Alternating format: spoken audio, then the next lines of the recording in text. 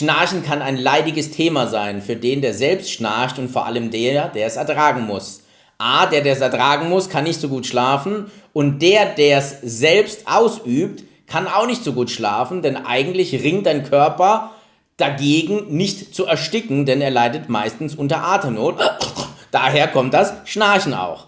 Wie kannst du das vermeiden? Trainiere deinen Atemweg, indem du zum Beispiel den Mund schließt und über die Nase atmen lernst. Es gibt einen Effekt im Körper, dass wenn zum Beispiel deine Nase voller Schleim ist, du dir wirklich wortwörtlich den Mund abklebst und dich förmlich zwingst, über die Nase zu atmen. Es fühlt sich zu Beginn erstmal so an, als würdest du keine Luft mehr bekommen, aber dein Körper befreit sich von diesem Sekret vehement und vor allem schnell, denn er möchte eben nicht ersticken, sondern atmen können. Das ist also ein Weg, den Schleim in der Nase loszuwerden. Zweitens schulst du dort auch nicht deinen Kiefer zu sehr